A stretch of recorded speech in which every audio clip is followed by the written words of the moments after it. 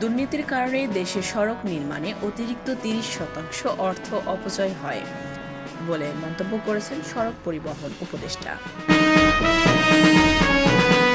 বাংলাদেশ পাকিস্তান ৬ চুক্তি ও সমঝোতা স্মারক সই। বাংলাদেশ পাকিস্তান অমীমাংসিত বিষয়গুলো সমাধানে একমত বলে জানিয়েছেন পররাষ্ট্র উপদেষ্টা।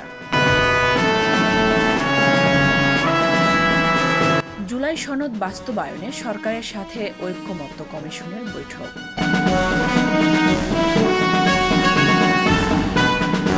আইন মেনে সীমানা নিয়ে আপত্তির সুযোগ দেওয়া হয়েছে, সব আবেদন বিবেচনায় নেওয়া হয়েছে বলে জানিয়েছেন নির্বাচন কমিশনার। বড় দায়িত্বের মুখে পদ ছেড়ে পালিয়ে যাওয়ার মানুষ নই বলে জানিয়েছেন ঢাকা বিশ্ববিদ্যালয়ের ভিসি।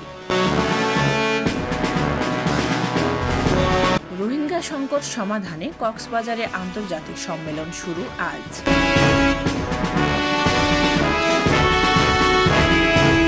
দেশ স্বাধীন রাখতে বিএনপির বিকল্প নেই বলে মন্তব্য করেছেন বরকতুল্লাহ বুলু।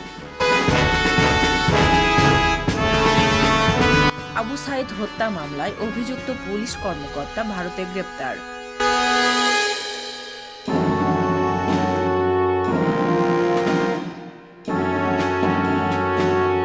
পটুয়াখালীতে ডাকাতির অভিযোগে গণপিটুনিতে একজন নিহত।